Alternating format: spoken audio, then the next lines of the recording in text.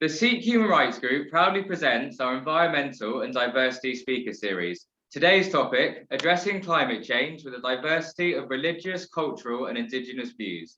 Today you'll be listening to Mr. Mothiur Rahman, Ms. Aasiya Bora and Ms. Fazeela Mubarak from Extinction Rebellion Muslims.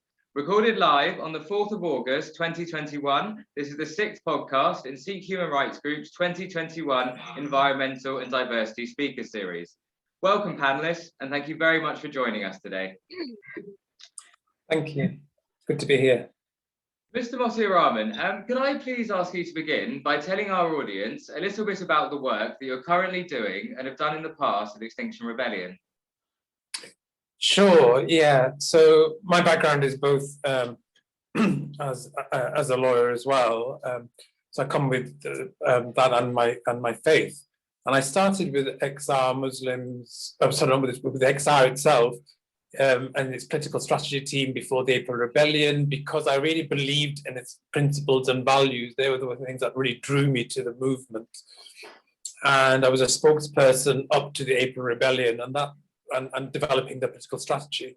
For the October Rebellion, I then moved to supporting really the development of XR Muslims.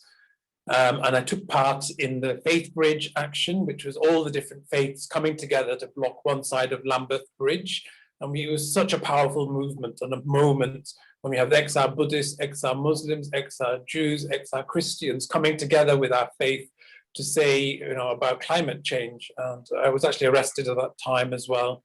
And I then collaborated with both Aasiya, who's here, and Fazeela, in Parliament Square with an action called the Cube of Truth. And those were the main things that I've been doing with spokespeople and with XR Muslims, and also on decoloniality and justice questions as well. Wonderful, thank you very much. Ms. Aasiya Bora, could I also ask you to begin, by telling our audience a little bit about the work that you're currently doing and have done in the past at Extinction Rebellion? Hi, good morning, everybody. Really happy for this opportunity. Extinction Rebellion, just to give a background in one sentence, is a kind of organization of concerned individuals who want to sound the alarm over the climate emergency that we see all around us, whether it's wildfires, whether it's flooding, whether it's ice melting, and it's to call out government inaction on these kind of catastrophic events. I don't think the catastrophe has reached us in the privileged West where we live. Well, I say that we had wildfires in Australia.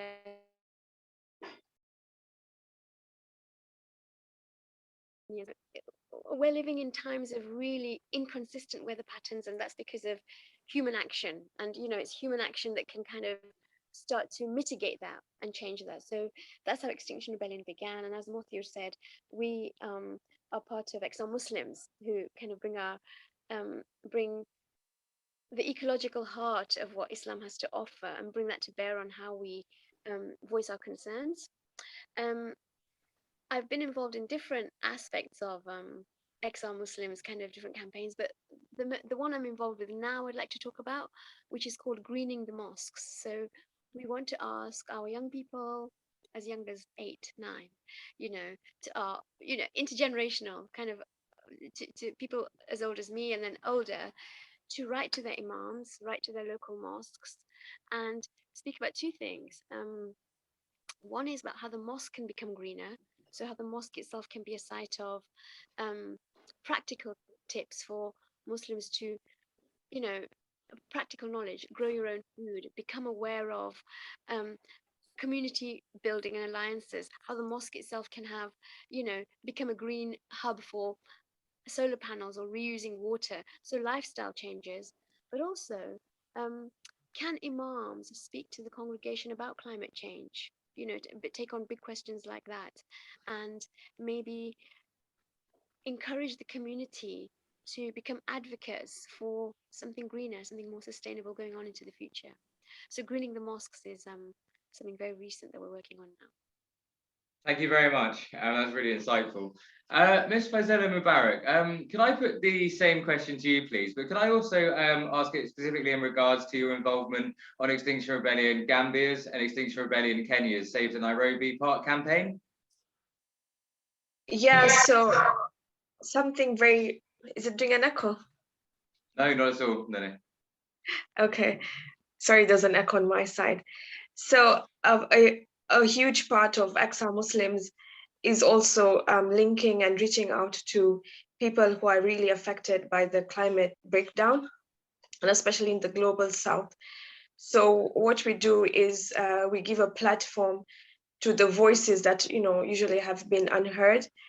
And the Nairobi National Park, which was going to be fenced, and it's a really important part of Nairobi because Nairobi is a big city and there's a lot of pollution, so it acts as a major carbon sink.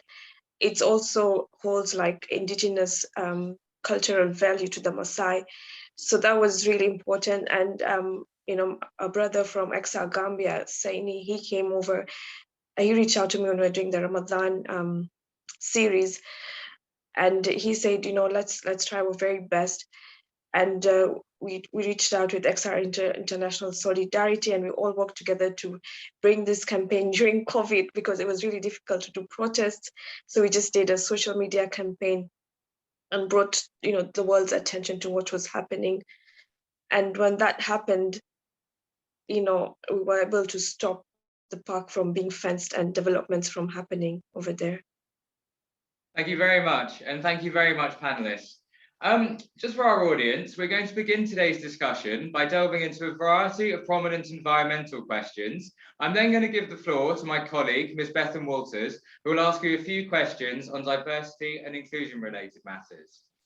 So to get started, panelists, why are religious teachings, traditional knowledge systems, and local communities, in your opinion, so vital to protecting our future biodiversity? And Mr. Rahman, if I could ask you to go first, please. Thanks. Yeah. So I'm going to speak both as a lawyer and also growing up. Although I come from my background as a mainstream Hanafi Sunni Muslim, I've been exploring a Sufi approach also to my faith.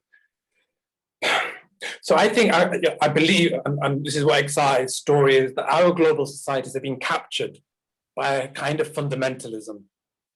Markets should be seen as a tool to allocate resources. They should be a function of the society we live in. And fundamentalism is when the market becomes the society, when there is no other way to be a human being other than through the market function. And that's what's happening in our societies. And our legal institutions that govern this order, the international order, and the states that function within that order have all been captured by this fundamentalist ideology that is extracting the life functions of the earth in the service of financial markets and the capture of life systems in financial instruments. So our living earth has become exhausted and dying by this civilizational story of coercion and extraction. So why I believe religious stories and teachings are important is because it tells us something different about what it means to be human. And it can break us out of this dream state we are walking into, captured by this illusion that market growth is the only way for societies and for human beings to become better human beings. So what Islam and Sufism teaches us, it teaches a story of love and our aspirations for love. And love for this earth is our first step into that story. Because we can't love until we love what grows our love, what is supporting us in all our love. And so we must protect that which we love. And it's not, and I'm saying not just Islam, but all Abrahamic faiths have this story of love for God, for Allah as their source. So I want to just reference Pope Francis, who said in a talk in 2017. So he tried to compare the story of the recognition of this love for Allah and with our aspirations for love in the way that a child's love grows through material and maternal experience. It's not an abstract love. So he said, a child's love for mom and dad grows through touch, through their gaze, their voice. It is a love that comes close and becomes real. It is a movement that starts from our hearts and it reaches our eyes and the ears and the hands. So we grow in our love and it is material. And as Pope Francis said, so the Quran says too. He says that, that love is a movement that starts from the heart as the locus of our ethical and moral reasoning. So I'll quote something from the Quran, which is in verse 22, Surah 22, sorry, verse 46. And it says, have they not traveled throughout the land so their hearts may reason and their ears may listen? Indeed, it's not the eyes that are blind, but it is the hearts in the chests that grow blind. So you see that it talks about our hearts that reason.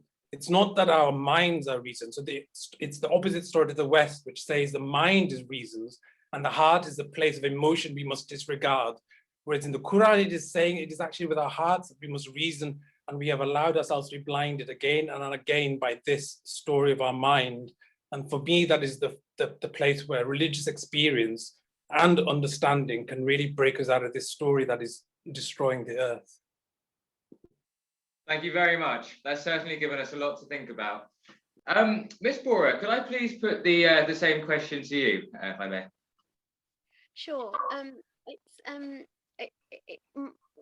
The way I have kind of learned how to be an environmentalist is very much from my mother's example of not wasting a thing and fairness and equity in everything she ever did. My mother grew up in Tanzania, and she remembered well, first of all, she grew up amongst wildlife, so she has an incredible love for the landscape that she experienced there, and the animals and the birds and the butterflies that she kind of, were part of her family. And the frugality with which she lived has been a huge example to me. And I was not allowed to waste a single grain of rice, so that's kind of my tradition. You don't waste a thing, because every single thing that God has given you is precious, and you're answerable for how you use it. And that very much connects to what Mothiur was saying, because the Islamic tradition of frugality is such an incredibly important one. Once you're frugal, it creates space in the heart for empathy for everybody, because then there's enough for everybody. You're not just kind of accumulating and amassing for yourself in a kind of thoughtless way, so take what you need and then change your idea of what you need to become less and less and less. And less truly is more. You don't need a lot to feel happy and connected, and frankly to feel free. And I think if you sort of start to take on board some of those principles, lots of other things like justice, social justice, environmental justice, start to get taken care of. Because if individuals kind of applied that en masse, it would just make a real material difference. So yeah, that's my personal tradition that I'm coming from. Yes, no, that's wonderful. Thank you very much. And Fazeela, could I please ask you, in your opinion, why are religious teachings, traditional knowledge systems, and local communities so vital for protecting our future biodiversity? Yeah, it's just like as Mothiur was saying, Islam is all about, living, and Aasiya said, like, living in a frugal way, being considerate about your environment. And for me, I've lived in Kenya, I've been volunteering in the wildlife and with communities and conservation for like 8 years. And what I noticed is, the traditional indigenous knowledge, it's so important to the climate change that's happening right now. First of all, the abundance of wildlife and the biodiversity that we experience, it's only because of their practices, over the last few hundred years that we have so much wildlife that's, still there. And, when you break it down, when you go to see how they live or how they, relate to forests, for example, the women, when they go to the forest to pick up firewood for the fuel, they just go and pick whatever's enough for them. And, they have this belief that if you cut down the forest, like there's a forest in Kasigao where I used to volunteer, and we used to, relate to the community a lot over there. they would tell you that, if you go and start cutting down trees and, sell the charcoal away, then you'll be among the cursed people. Or, if you go and pick up charcoal and if you see some signs that have, like, if you see the wind's blowing too much, it means that your ancestors are angry with you because you're cutting down a lot of trees. So, you don't go, and you have to leave the forest then. And it's because of these beliefs that they have a very beautiful, thriving forests, and, they still use it, but it's just enough for them. It's not like a capitalistic way, which I think most of the problems are coming from. And then, even if you look at the Maasai way of life, they're very humble. Their wealth is obviously cows, but they have, like, so many cows, but they'll still, like, live on the basic ways. And again, just they live among wildlife, and they've done it peacefully, for hundreds of years. So it's very important that we take, indigenous practices into consideration. I completely agree, and thank you very much. Finally, Dr. Rai, could I ask you the same question? Yeah, we from the Sikh Human Rights Group got involved in this in 1999, and then 2001 we went to the World Conference on Sustainable Development in Johannesburg, where one of the things that struck us was that this whole environmental debate is framed as Mr. Rahman said, in a capitalist or a commercial sense. So there has to be some value in preserving the earth economically rather than spiritually or for human society. The other thing that struck us was that this idea of custodianship of the earth, as if it belongs to us and we are the masters of it and we manage it. Both are, in our opinion, well, they come from a certain civilization, and it's again struck to us that many other worldviews were being ignored in the whole debate, and they still are. If you look at the whole climate debate, whether it's in the COP26 or wherever it is, it is framed in those two broad paradigms. Whereas when we started looking at other cultures, we held a number of conferences, other religions, and we found there's a huge amount of depth where not only does each religion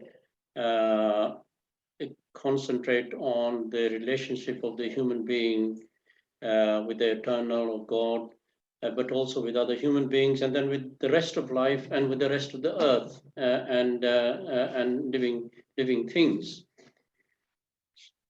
So you find that that's in every religion. It may be in different ways, it's said in different ways, and there are different practices and cultural intricacies which inform believers of that particular religion or culture, etc. And you have very rightly, eloquently expressed it as well. And that all seems to be non-existence in the whole climate debate, that and which can only, in the end, if we don't have an empathy or we don't have that connection with the environment, with the climate, then it doesn't really matter how many economics arguments you can make. It's not going to work. Individuals, society will not be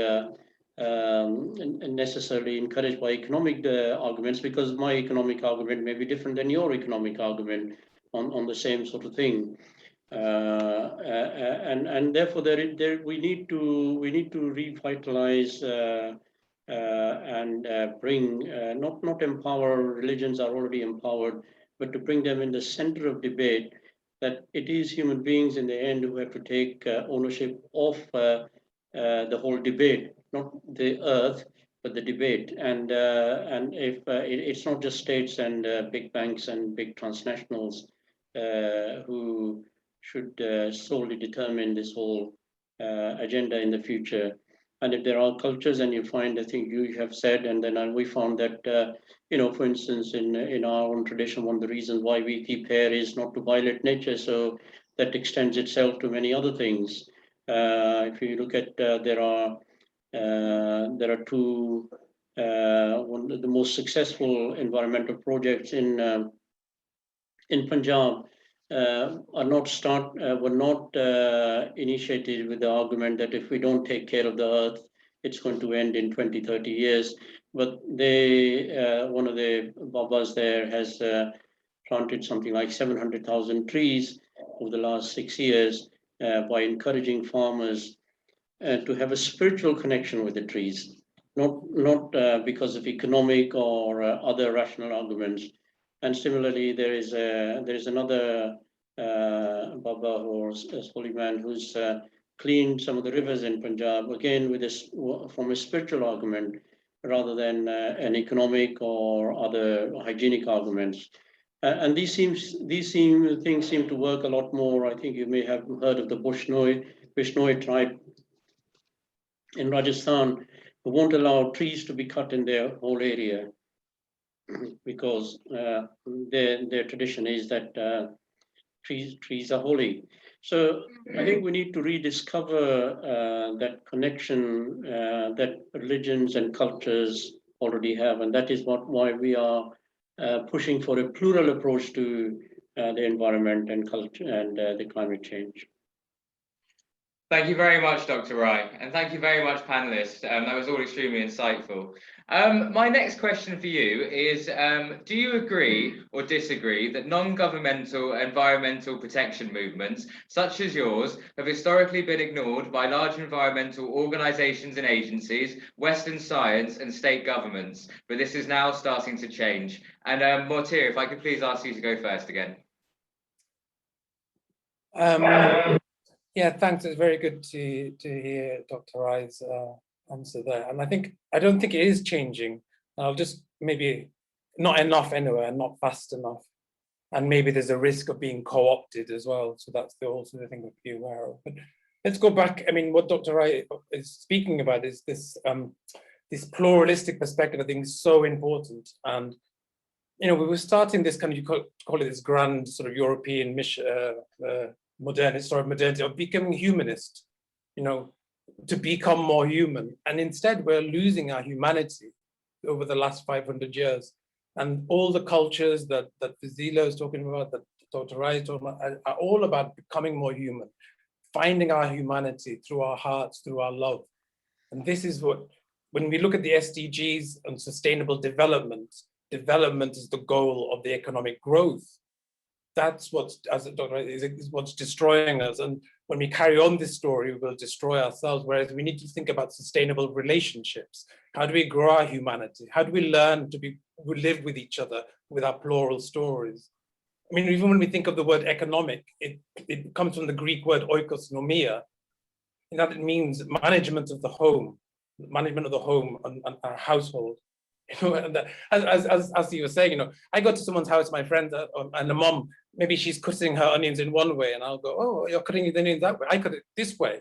And somebody will go, oh, but I actually put my garlic in this way, and I don't put it that. We don't fight over it. We all have different ways we manage our homes and our households, and all the different ways. They're interesting. We can be curious about it and not fight and say you must all follow this one method. And so going back to this question about have we been ignored by the large environmental organizations? These NGOs are part of the problem, the large ones, if you want to speak truth to power. If you read, there's a book by Jason Hickel, who's an anthropologist. He's written a book called The Divide, The Brief Guide to Global Inequality and Solutions.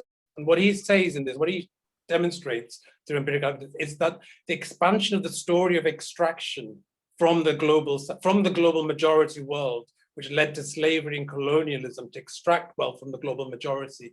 That's at the heart of what has been set up and condoned by our legal institutions that carry out have created the legal framework of the institutions that we now have. And the development is in accordance with this story, this one economic story, and not a pluralistic, as Dr. Rai, we haven't got these other stories in there, they're seen as marginal.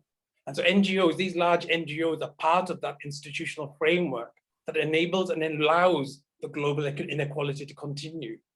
So they work by having small amounts of money, but by accepting and keeping silent about these deeper roots of inequality and inequity, because they know they can't cut off the hand that is feeding them, the very trusts and foundations and philanthropy societies that are funding them, they can't speak to that. So they go about doing the small things and blinding us to the bigger questions that we must face now. And so that for me is why I don't think we've been ignored. These smaller organizations that are trying to do some good, there is a conflict there between, for example, Extinction Rebellion and these larger organizations that are actually complicit in many ways with that system, and we need to disrupt that. And so we can't be co-opted by those larger organizations, and we need to stand our own ground. Thank you very much. That was extremely insightful. Aisha, I don't know if you've got anything to add to that.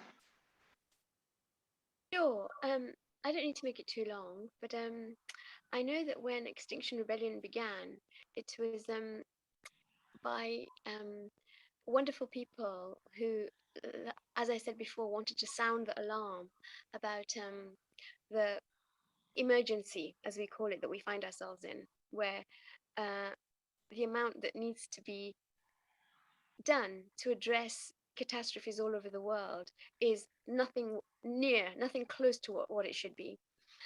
And those people, with all their brilliant intentions, were people who I would say had their material needs met, so they didn't have to worry about, as far as I'm aware, rent or putting food on the table, or being profiled by police because you're the wrong skin color. So XR began, and one of their main strategies was the strategy to put civil disobedience at the heart of their protest movement, peaceful civil disobedience. And then as the movement has grown, it's become clear that that strategy won't work for example, disabled activists or LGBTQ activists or Muslims or Jewish activists or activists who are Black, because they're already facing kind of oppressions in other ways, so they don't need one more thing to take on board. So XR, when it kind of started to revise its strategy, made a real effort over a long and over a good few weeks, going on into months, to make sure that its strategy going forward into 2021, 22 was much more inclusive, to have different strategies on board, so that it wasn't just that you kind of do something so you're at the risk of arrest, but you can do something that is safe, family friendly, but your voice is heard. So you have a platform, whether it's through writing or being in the street in a safe way or video, but your voice is heard. So a real effort to be a lot more inclusive, which I think is a real plus. Thank you very much. I will come back to that point you made later on in the podcast, so I won't go into too much detail now. So if you don't mind, Fazeela, do you have anything you'd like to add?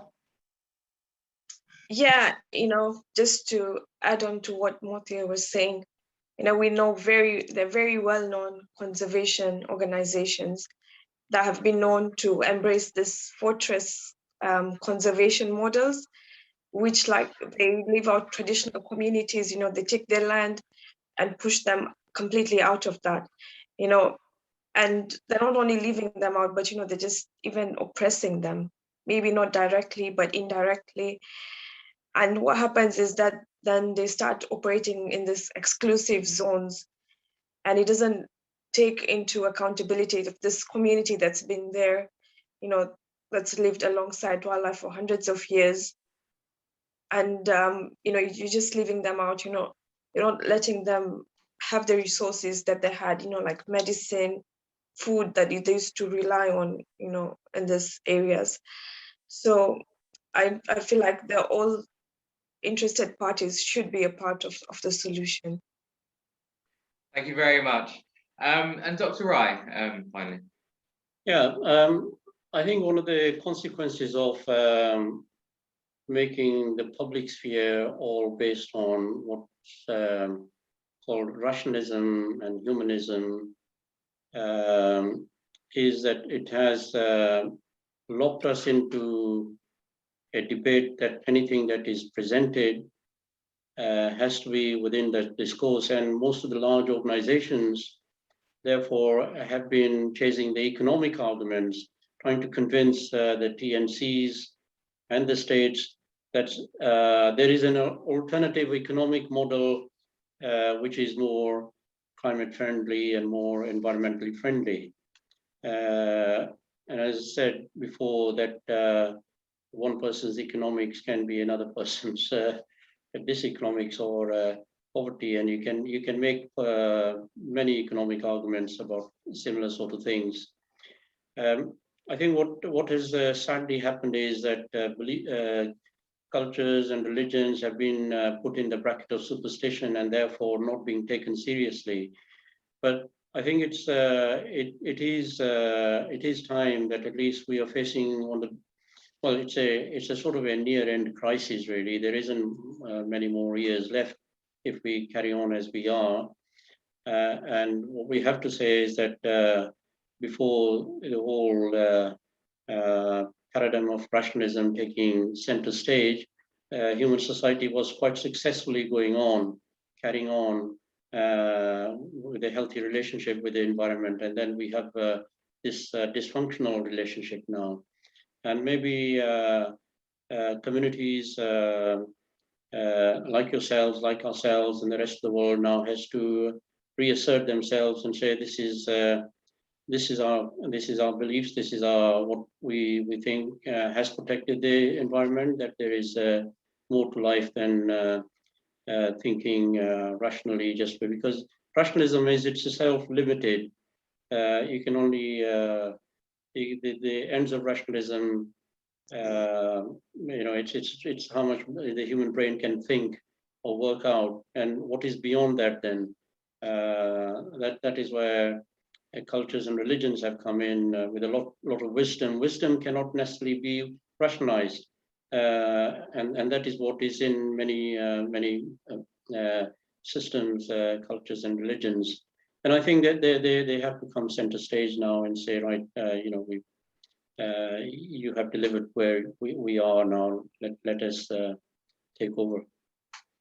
Thank you very much, Dr. Rai. Panelists, my final question for you, which focuses solely on environmental considerations, is, in your expert opinions, what are the greatest challenges that our global community faces when it comes to combating climate change and/or achieving the United Nations Sustainable Development Goals by 2030, and how can they be overcome? For example, what should ordinary or non-expert members of our global society do when they think newly enacted environmental policies or laws are unethical or unjust? And Mr. Mothiur Rahman, if I could ask you to go first, please. Not simple, quite simple question then. Wow, I'm just picking up from what Dr. Rai was saying about this one argument around economic growth. So the idea now that we can have clean growth by business as usual and some accountancy tricks, so that in 30 years, 2050, we can have net zero while the earth burns right now. That is, this idea of clean growth is going to be something we need to, that's going to be a huge challenge, because that's where a lot of the NGOs, large NGOs and governments saying, oh, we can have this growth still. But the story of growth, at the heart of that, which is what I was saying about the market ideology, that everything has to become captured within this market fundamentalism, that being human, that is what it is. That's what I think we need to change the story. And all the Abrahamic faiths have warned about what happens when we create idols. And our idol is not gold now, but it's markets and algorithms. And they'll quote the Quran as well, just so to bring this sense of that we must reason with our hearts. And these come from deep levels.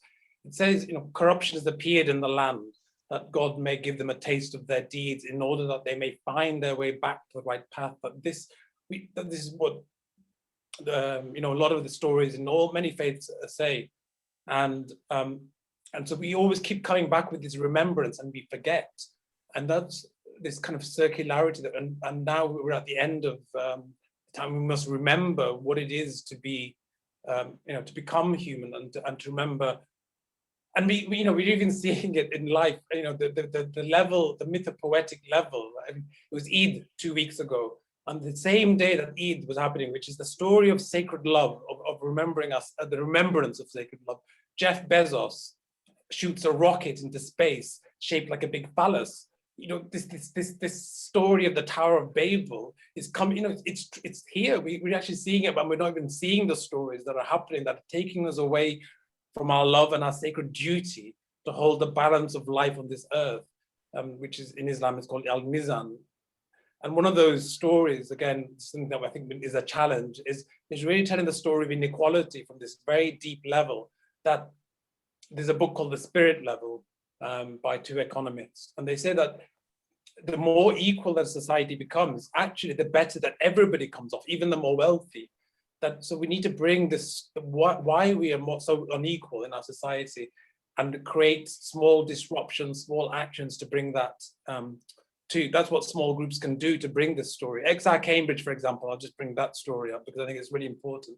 They did a very small action, but they dug up the lawn of Trinity College, and there was so much like pushback, because you have this lawn which is this pristine quality Cambridge, which is this kind of like this Cambridge University, this idol again of education, but it's a privileged space. And they took it up to tell that we need to rewild ourselves, rewild our earth, rewild our humanity, to retell new stories, because that's what's killing us. So yeah, that's what I think we can do, small actions to disrupt the bigger story. Thank you very much. That was really excellent. Aisha, could I put the same question to you? Yeah, I think what really works for ordinary people or non-experts is for people who have the time and the energy to give them the information and the kind of knowledge they need to make informed choices in bite-sized chunks, and get away from the kind of hard to reach, inaccessible, jargon-filled kind of information that makes it's like, oh, where do I even begin? Climate breakdown is a scary, huge, horrible problem. Most people don't want to look at it because it's terrifying. It's terrifying for us if we look at the span of our lives, and it's certainly terrifying if you look at your nephews or your nieces or your children or your grandchildren. So I'll give you such a small example from my town. I live in a town in the Midlands, and my local town was drawing up its 16-year plan for the next.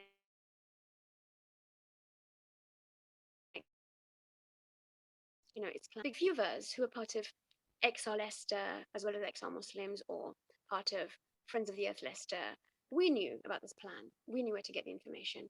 But the vast majority of my family members didn't have a clue. They wouldn't know where the council was having its consultation to respond to this plan. So a few of us made it our mission to take the plan, break it down, and just put very simple questions like, what future would you like to see, and would you like it to be greener?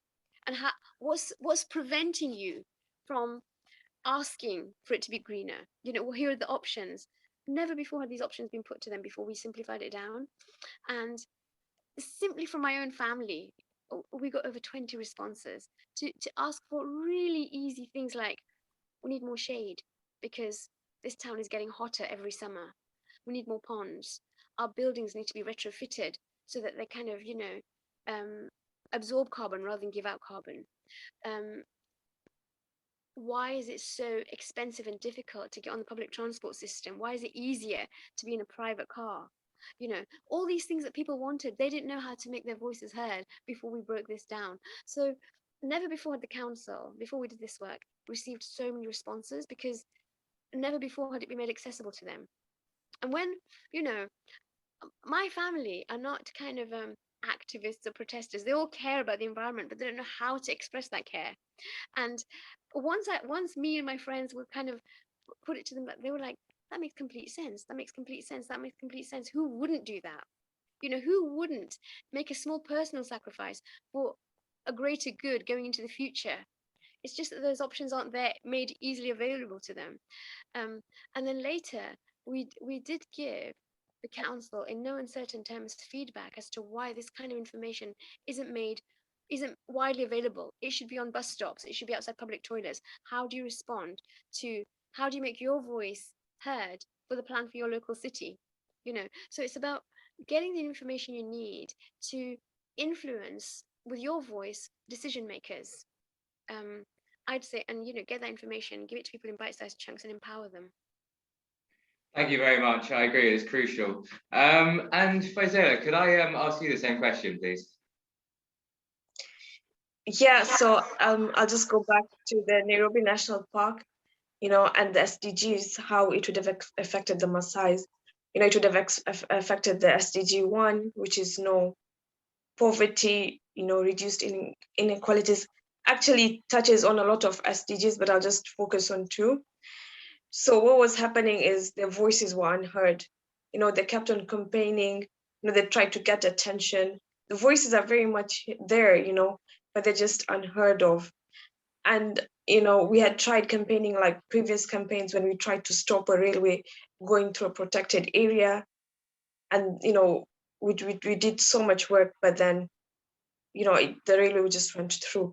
But now, because of the campaigning and the outcry on the platforms, with XR that was given to us, and then we met up with XR International Solidarity, XR Gambia came on board, and Fridays for Future also, they broadcasted on the platforms what was happening, and eventually it led on to it being published on the Washington Post, New York Times, and then after that the developments were, abandoned. So this just goes to show that, especially with the marginalized communities, how it's important that they're given a platform to voice their concerns. Thank you very much, and I agree with you also. Dr. Rai, can I ask you the same question, please? Yeah, I think we need to bring the environment where it was before the big post-enlightenment Russianism took over from everything. I think Aisha said very eloquently that in a family, you try not to waste anything. That's so much part of many cultures, but we are now in a society where wastage is so big because we've rationally thought, oh, well, we can throw this there, and the convenience and inconvenience. One of the things I quote is that you can make all sort of rationalist arguments, economic arguments, but Muslims will not eat pork. Okay, you can make all rationalist arguments, economic arguments, Hindus will not eat beef, and you can make all rationalist arguments, and we will not cut our hair. Okay, so we've had tussles with governments, etc., going through airports, etc. Now, so why can't we make the environment just as important to us as it always was? And I think it will come through the discourse of different religions and cultures that this is far more important than to be decided at Wall Street or government policies alone. And it is, if everybody starts thinking in those terms, they will take a lot more responsibility. They will push their local governments, state governments, international community to be more responsive to this very core belief of human beings that we have to not just preserve, but to have that's not only just a spiritual relationship with the environment, but that it is very important for us to preserve it and to keep it. I think we need an alternative dialogue and an alternative discourse to what is going on at the moment to take charge of this. Thank you very much, Dr. Rai, and thank you very much, panelists. I'm now going to give the floor to my colleague, Ms. Bethan Walters, who will ask you a few questions on diversity and inclusion related matters. Hi, thank you for joining. So Aisha, you already brought this up, so I'll let you go first with this question. So Extinction Rebellion are best known for their eye-catching protests. However, in a lot of states, including the UK, protesting as a minority carries a lot more risk than protesting as a Caucasian person. So therefore, do you see yourself as an organisation changing tactics to allow those who may fear the police and or those who may feel more targeted when protesting to become involved in the climate activism? Definitely. I'll give you 2 examples. One example is how and where you put your money. So look at your pensions. What is your pension funding? Is it funding oil, gas, and coal, or is it funding something a lot more sustainable, like wind energy or wave energy, something based on renewables? So all of us can, for a pension scheme, or if you're in a union, where's your union putting its money? So look at easy, safe ways like that to make a difference. Change your bank account. Change your bank account to go to a bank which is not funding fossil fuels. Yes, it's a faff. It takes effort, but it's not an arrestable action. It's a completely inclusive action. All it takes is effort. Something really easy that you can kind of start to do to make that difference, where people start to feel connected with nature and feel that soul connection to a more regenerative way to live, is to look at where your food comes from. Can you grow it? Can you share it? If you don't have a garden, can you grow something on your balcony or your windowsill and share it with people? And that kind of, the slower living, the slower thinking that produces is it doesn't sound like much, but it's an act of resistance and disruption, I feel. So there's 2 examples for you. Thank you. That was really nicely put. Zella, would you like to go next if you've got anything to add? Yeah, so just in reference to our own Aasiya Muslims, we're very much an evolving and flexible organizations. Any friends who identify as Muslims or who are sympathetic, to Islamic values of justice and empathy, we will try and accommodate and reach out. One example that we recently had is Mustafa Gerima. He's from North Uganda, and he's trying to raise awareness about the shea tree that's facing a lot of cutting down and deforestation. We've all used shea butter at one point in life, and to think that it's going through such destruction practices of deforestation is really sad. So he walked, I think, more than 500 kilometers from his village where he lives to the main capital city, which is Kampala, just to raise awareness of the destruction that's happening. And we've decided to support him. We've given him a platform. We just had the recent International Shea Day where we wanted to plant more trees, and just to connect other activists to his story, so he can have a better platform and put his voice out. We've also had prayer vigils with friends from different faiths. We formed a faith bridge, like Mothiur said. We peacefully demanded that our leaders in business and government take meaningful action in regard to the climate emergency. We also were raising awareness, doing physical activities like a cube of truth in Parliament Square during the last rebellion.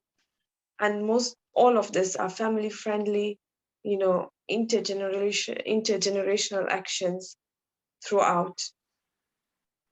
Thank you. That was a very inspiring story as well. Mothiur, would you like to go next? Oh, you're on mute. Sorry, you're on mute. Thank you. Sorry, yes. Yeah, no, I think all those that Fazeela and Aasiya have mentioned are really important aspects of, taking, learning journey. For example, you may not normally come from an activist framework, which has been quite sort of middle class and privileged space, and and we need to broaden that story so everybody begins to see it. This is my story too. The climate breakdown is my story. And seeing the connections. For example, my ancestry goes to Bangladesh, and Bangladesh is, even though I'm a British citizen, I have a story that's connected to that. I'm seeing the flooding and so on. And so what are the stories that are happening, and how can I take action as an individual? And those are the small steps. It can be the things that Aasiya mentioned. We're also platforming, as Fazeela mentioned, Global South voices, which can really have a big impact, like in Nairobi, that can have an impact because we can use our privilege to do that. So using the privilege as well to be able to tell a different story. So that's what XR did, for example. I've just sent a link, which is about reparative justice in Brixton, where many of the local groups, black groups, which were really getting to their stories of slavery and enslavement, and needed to tell the story in England, which was resisting that story being told, they were giving space to them. And so we're building this movement, this allyship across different and diverse groups. And even moving necessarily maybe from this idea that we have to have one mission, we have to broaden and see that there are a number of multiple missions. Plurality is so important, and seeing each other's stories and supporting each other's in allyship across. And it was a very successful weekend in Brixton. And just to say some of the words that the lead, one of the Kofi who was coordinating action said, we in the Mangamizi campaign express our profound gratitude to the whole XR movement for respectfully participating in allyship across this reparations rebellion in Brixton yesterday. Yeah, I live in Brixton. I heard about that actually. Thank you very much. Dr. Rai, would you like to add anything? Well, I'm not part of the Extinction Rebellion, but no, I think it's. I think one can only marvel at how they brought the whole economic debate, the environmental debate, right to the center. And yes, governments and states are going to try and stop it through many means, even sometimes racism and marginalization and maligning certain communities. But I think if you carry on, if there is a solidarity within the movement, and others also appreciate the many components of it, I think it will succeed. Thank you. So the last and final question is, so educating our general society, and especially our youth, about different religions and cultures is clearly essential when it comes to positive environmental change. So how, as an organisation, do you see yourself educating as many as you can about the different strands of Extinction Rebellion from all cultures and religions, whilst remaining true to a single objective? In other words, are there any lessons or tactics that you can share with those who are actively trying to engage diverse communities in our fight against climate change? So again, Aisha, would you like to start?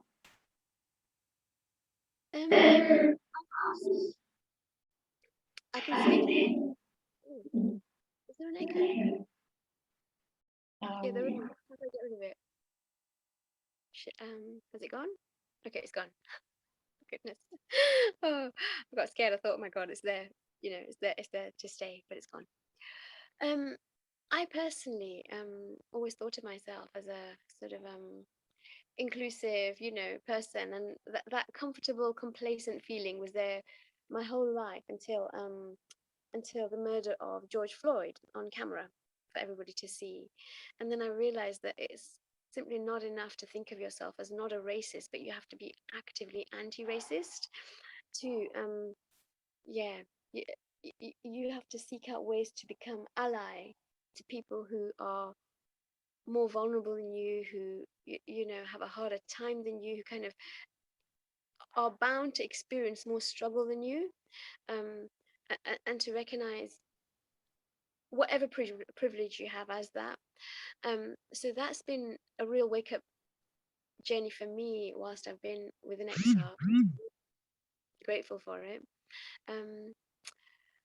the other, so that's like on a personal level, and I would really love, and I'm really happy to say my family and friends, kind of where I'm in my hometown, are kind of either way ahead of me because they've been working with kind of inclusivity, you know, in their different educational institutions, or they're very open to it. They're like, wow, yes, we also thought of ourselves as not racist, but it's so important to do something far more active than that. So that's really encouraging. In terms of XR, in terms of education and XR, I think in XR Muslims, we've been really, really fortunate to hear from, for example, Australian Muslims who speak about how wonderful it is to have Muslims standing shoulder to shoulder with them when they're protesting about First Nation people's rights in Australia. So that the kind of Muslim migrants are really recognizing the struggle that Aboriginal peoples have gone through and expressing solidarity. Similarly, in with an organization called Enviro Muslims Canada, when you hear those on their seminars, when you hear those Muslims introducing themselves, they will say, hello, my name is such and such, my role is such and such, and I live in the occupied lands of, and then they'll mention the Native American tribe that their living space occupies, which is really respecting the kind of First Nation culture of Canada, which, you know, the kind of colonialists try to erase, which I find really humbling. And there's a lot to learn from how Canadian Muslims and Australian Muslims and XR amplify the voices of their kind of First Nation peoples. Thank you. Yeah, I think you really nicely touched on the idea of, rather than just being a bystander for the environmental diversity, you have to be an ally, you have to actively try to change. So that was, yeah, really nicely put. Fazeela, would you like to go next? Yeah, so from my personal experience, I want to get more of the youth involved in the environment. You know, you can only protect what you care for. And what's normally has been seen as, you know, nature, or, you know, doing this activities that are related to nature, is just in something for the older generation. And, you know, it is like really expensive. So, you know, if you're a young person who's going to college, obviously you don't have a car to go, you know, on a game drive. Or if you want to go hiking, then, you know, you have to have good boots, you know, you need to have good gear, which is really expensive, and it leaves out a lot of people out of it. And then also generally, like, the way the conservation model has been, it's just been exclusively, especially in my country, it's just been, you know, for the white people. It's something that they do, you know, the tourists come in, they see, not something necessarily that, you know, us as the youth would want to enjoy. So what I do is I just reach out to youth organizations and, you know, other organizations that can possibly fund or, you know, give a part of like a concession so that to get more youth involved. And, you know, especially like being a Muslim woman, or, you know, just a woman, I try and appeal to my age mates, or, you know, even the young people who are younger than me, and tell them, hey, you know, there's a hike, let's go, it's going to be fun. And we try and target mostly where the indigenous lands are, so that, you know, any money or any entry fees you pay, it goes on to benefit the direct community. And I just use my social media to make posts look fun and, you know, energetic, and just tell them, you know, just show them like how nature is so beautiful and what we need to protect. So by doing this, it brings out like a sense of responsibility, and the youth want to do more to protect it, all at the same time recognizing the indigenous communities and the values that, you know, that are so important when we're fighting this climate issues. Thank you very much. That was really well put. And Mothiur, would you like to go next? Yeah, thanks. Yeah, I want to really pick up on what Fazeela was saying about the youth, but just before I go there, just going back to the question. So are there any lessons or tactics to share with those who are actively trying to engage diverse communities in our fight against climate change? So from, I guess, from the experience of XR, working with it, and the principles and values that was at the heart of XR has kept the movement together, both within the UK and as a global movement, that everybody agrees those principal values. The interpretation of those values can be slightly different, but because we all have that at our core and it comes from an emotional place, it binds us together, and that allows different groups to have different ways of engaging. We allow self-autonomy, but there may also be platforms. It's all about growing platforms that can engage. So some may go like, oh, well, we want to be with slightly different aims. So then we have this platform called Culture Declares or Business Declares. So Business Declares a Climate Emergency allows a wider variety of movements to come together because they don't have to join with the XR name necessarily, with its civil disobedience, but broadens it. So, we could be Muslims Declares, another way we're thinking of naming ourselves, to broaden ourselves, because some Muslims may think, oh, the XR brand is a bit, we don't want to be seen to be connected with civil disobedience so much. So we want to broaden ourselves. So thinking about that, how do you create allyship? And so coming back to that question of allyship, so key, like what we've learned about allyship, because you have to give space up as much as take up the space. And that's what I want to talk about the youth, because the three silenced voices, you could say, in this kind of economic system we have are the youth, the global majority, and the more than human world, or the other non-human communities in our earth, are the three silenced voices. And just the other day, I was given this is the youth. It's not that we have to educate the youth; already know what's happening. So this is a group called Youth on Fire, and what they say, and it makes your heart break. We are gathering because we have been let down by older generations. For 50 years, our parents and our grandparents have known of the risks of pumping CO2 into the atmosphere. Instead of fighting for us and future generations, they ignored the growing horror, leaving our generation to fight for our survival, at the risk of suffering civilizational collapse, wars and starvation. So we don't have to, we have to give up the space sometimes as well, because we want to take the platform and say, oh, let's fight for the youth. So the powerful group takes the space, but instead we have to give the space up and allow them the platform to say what they need to say.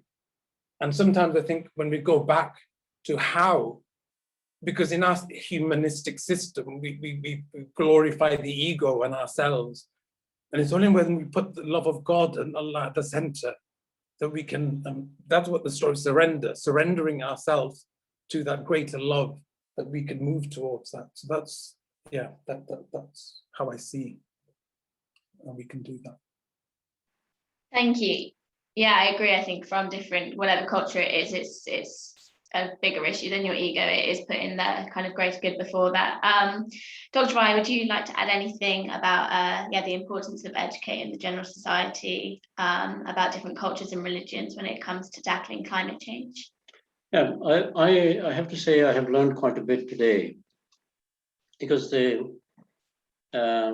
think you have to forgive me for this statement, but Islam came from the Middle East, and it's all sand, and you don't see much of a plants and things. You think perhaps it may not have much to say. And then you see mosques have motifs of plants and things like that. You see why is that? And then if you go through history, the Mughal kings were very fond of gardens and things like that. They introduced that sort of into India in a big way. So I think we find that in curriculums in schools, for instance, on religion, there's often very basics taught about this, that Islam or Sikhism or Hinduism believes in this, but not some of the deeper aspects of relationship with the climate. I think if those things came more into the curriculums, and what is the Islamic position on environment and climate and life, other than human beings, what is the Hindu position, Sikh position, even Christian position? There's a lot of, I think, revision of the Christian position that I have come across from many sources now, which is very interesting. I think that will not only just inform the wider society, but even the adherents of those beliefs and their religions, that there is something there within their own traditions, which should be inspiring them to be more proactive in the environmental debate. Yeah, perhaps we can all try and push for that in the schools and the school curriculums and things like that. Yeah. Thank you very much for all of those answers. I'll pass on to Carlos now so he can kind of ask one last question and conclude. Thank you very much, Bethan. We've just touched on a lot of issues in the environmental debate today. It's been incredibly insightful and thought-provoking. I only have one final question for you, and is is there one small thing that we could all adopt into our daily routines that would help to mitigate and adapt to the negative impacts of climate change? And Aisha, could I ask you to go first?